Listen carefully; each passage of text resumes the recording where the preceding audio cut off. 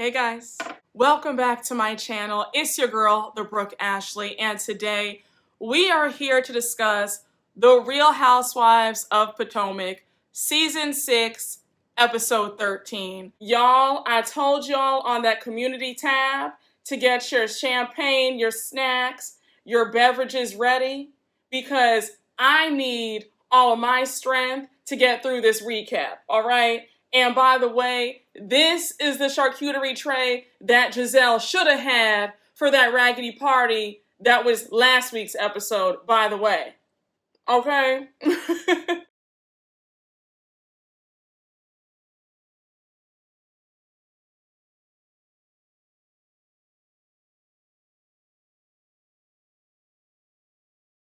First things first, I was absolutely infuriated watching this episode.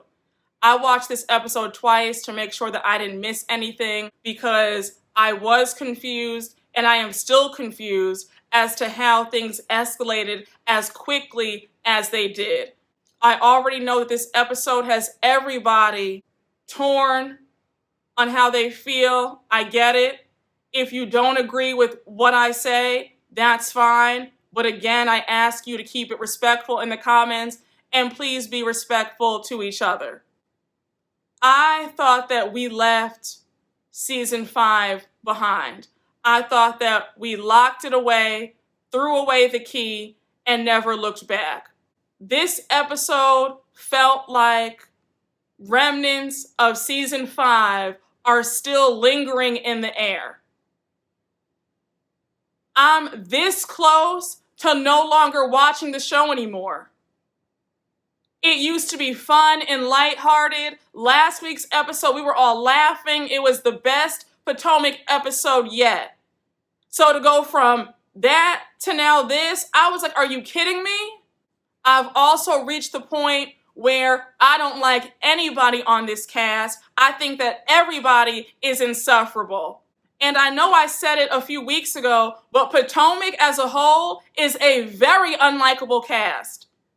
And I felt like everybody proved it in some shape, way, or form because everybody tried it. And I mean everybody. But don't worry, I'm going to get to the main two people, which are Mia and Candiace. I think that both ladies are wrong. I was really disappointed in Candiace and how she approached the situation. I felt like things did not have to go as far as they did. It should have been some light shade between her and Mia. Maybe a few curse words were exchanged, and that should have been it. For it to go from 0 to 100, and of course, here comes everybody talking about, and this is why that happened to her last season. Now last season, the door's wide open. We bringing that back up. Candiace, I was on your side all last season.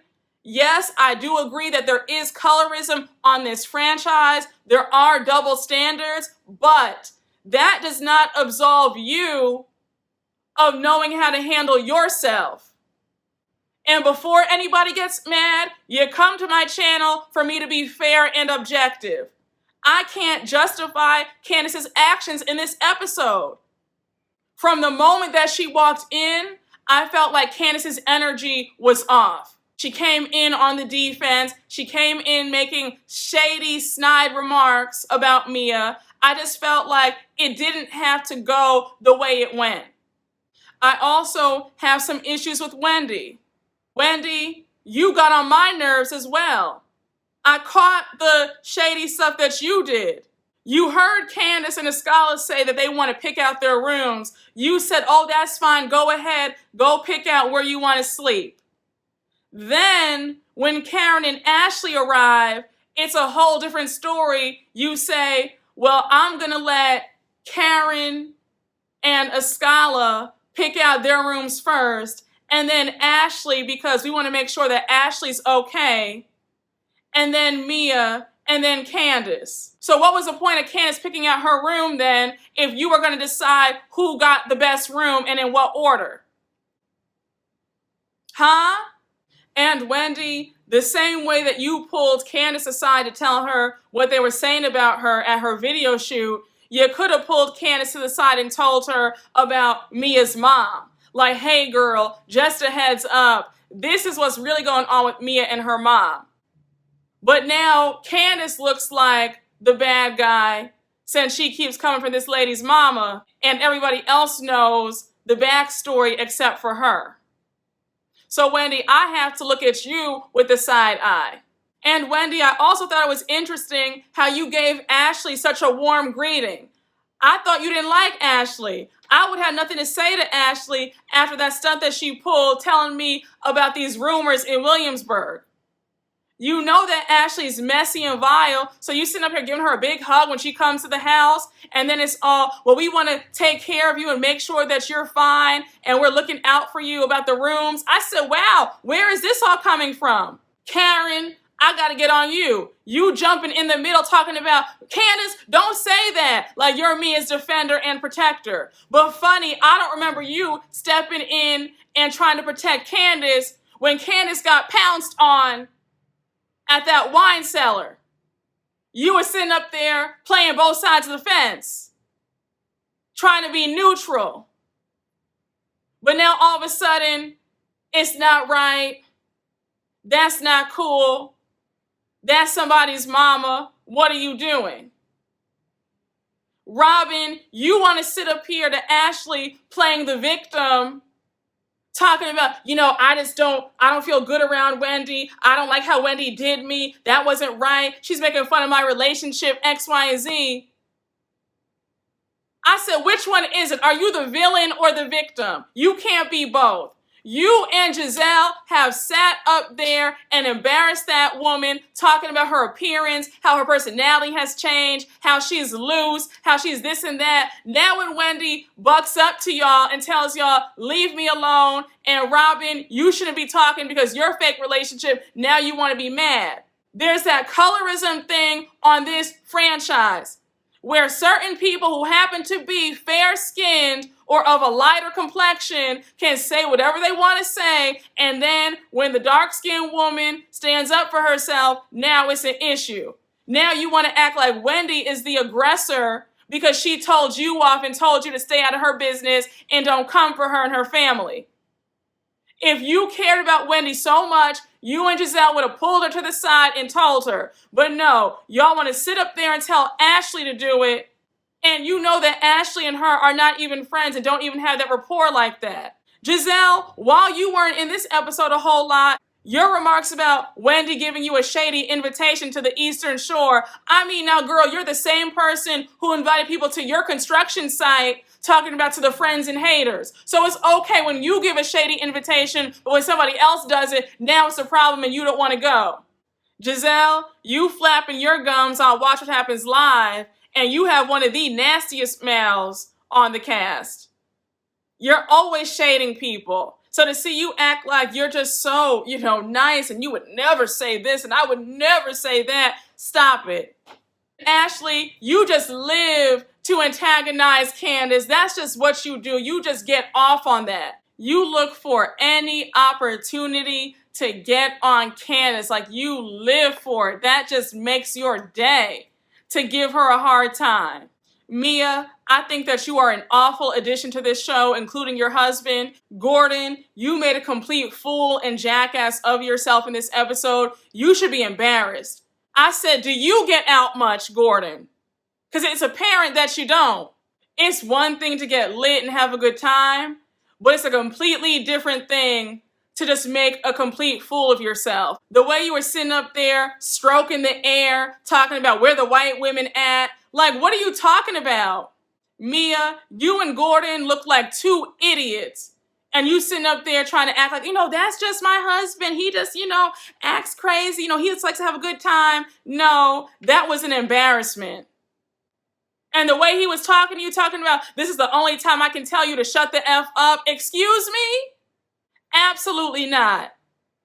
I think that you're sitting up here trying to take a page out of your predecessor's book, trying to get on Candiace because it worked for her. Because all the fans were on her side, not Candiace's side. And I see your social media antics picking on Candiace and Escala. You had no business going to Candiace's mother in the first place, asking any questions about what's going on in their marriage. Period, point blank. And then you want to get shady talking about her video was low budget. Well, newsflash, she had a small budget and the song was called Drive Back. So where else would the video have been in? A studio? The video has something to do about cars, so why wouldn't it be at a parking lot? The video and the song should somewhat match, right? No? Am I crazy? Let me know. Candiace, I think that when you came in to this house, your attitude was already off. I could feel your energy through the screen. You seemed upset. You were making all these snide remarks about Mia, a lot of slut shaming. And I don't like Mia, but I don't like slut shaming of any kind.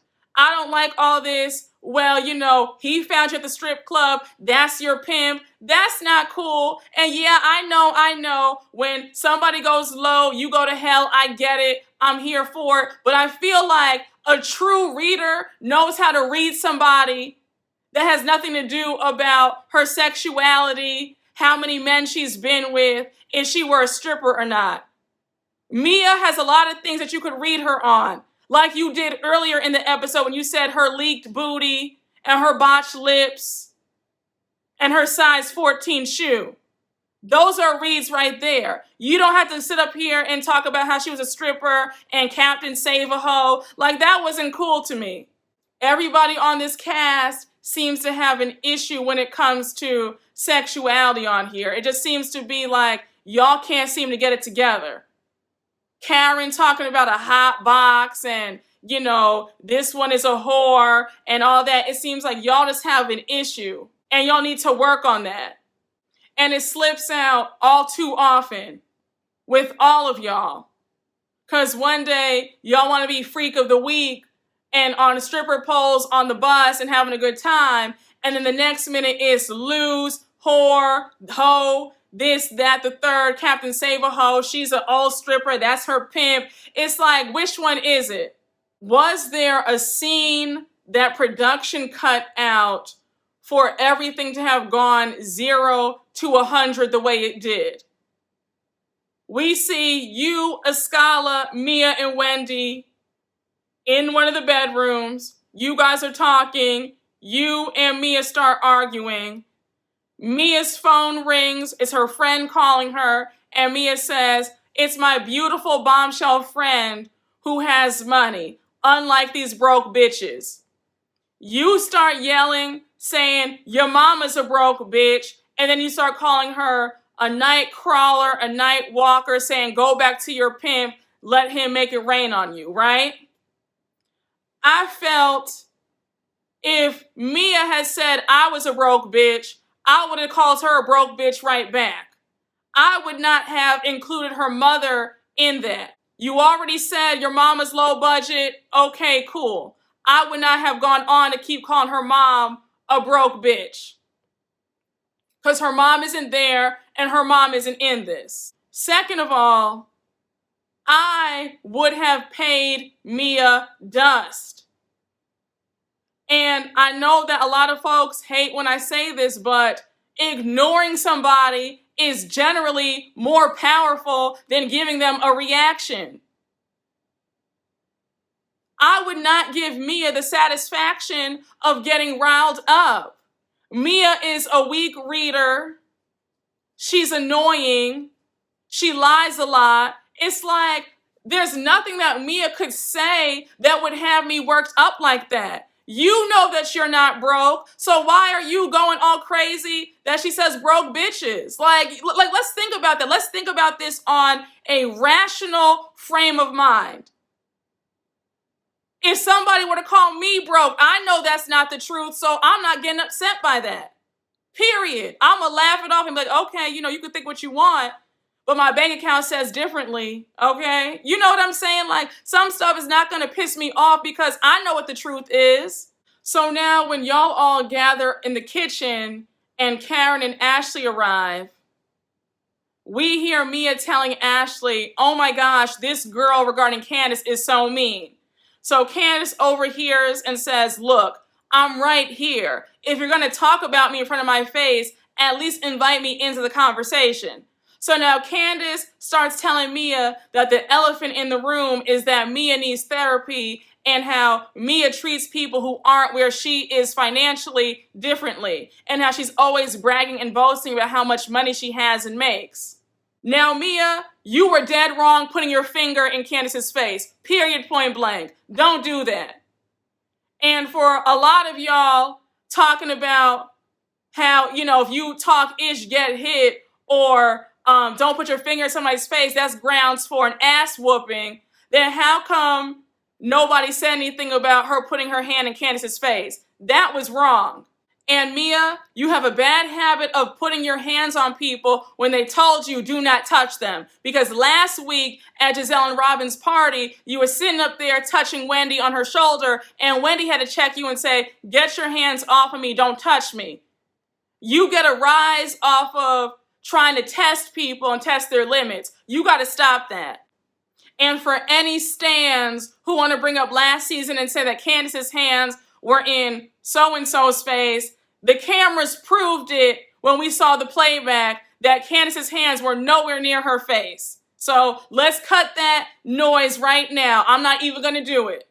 So now Candiace is telling Mia to walk her nightcrawler ass on up out of there, and then she starts calling Gordon Mia's pimp. She's like, go back to your pimp, go back to your pimp, go get him. Then Candiace yells out to G, Gordon, go feed her because she's hungry. She throws some lettuce towards Mia.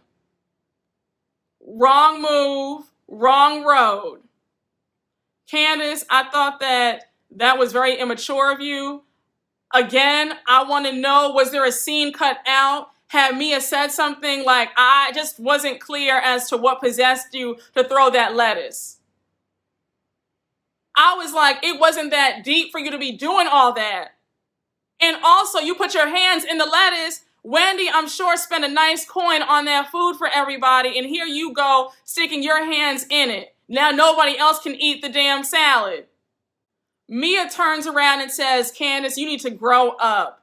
And now Candiace starts saying, your mom's low budget, go cry about it. I said it before, I said it again, your mom is low budget. So Mia's really pissed, and she throws some lettuce in Candiace's face, and child, it's a hot mess. It is now World War III.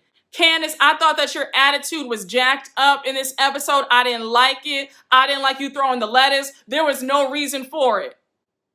I was sitting here like, damn, now I gotta talk about Candiace and how I'm annoyed about her.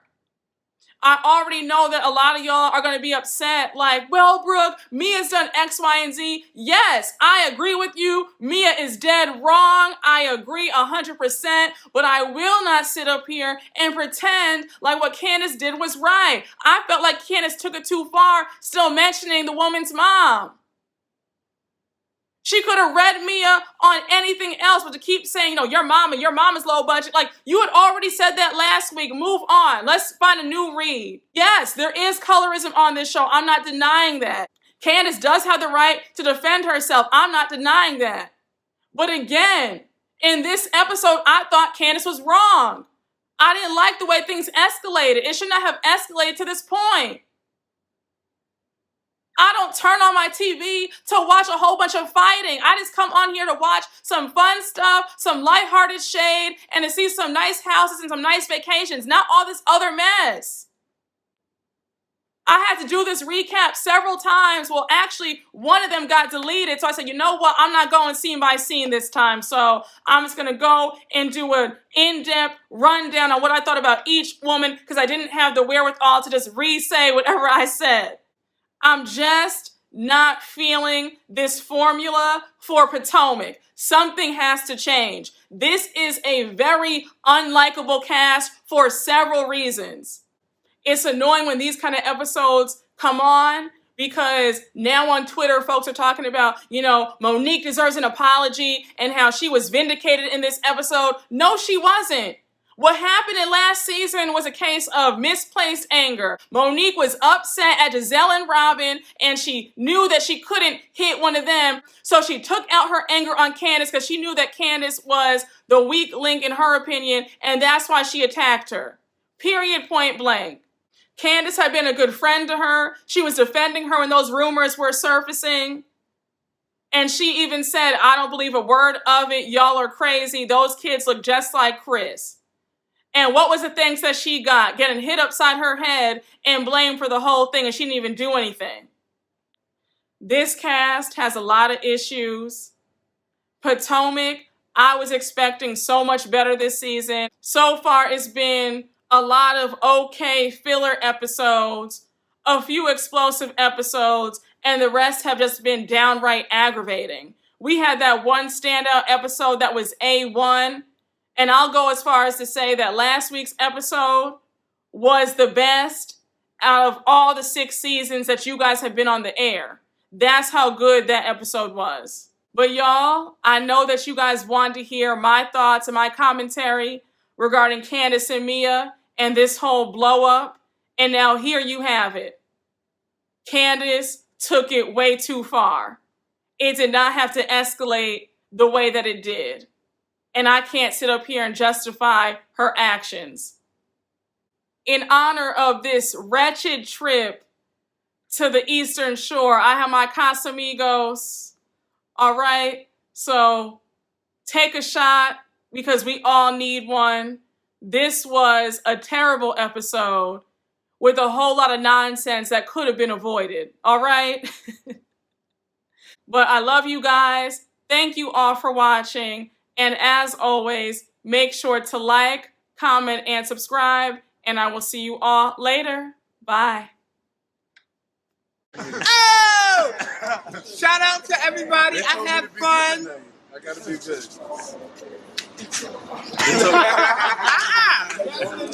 Nah, I forgot. They told me to be good TF, ... I'm out this bitch. They told me to be good.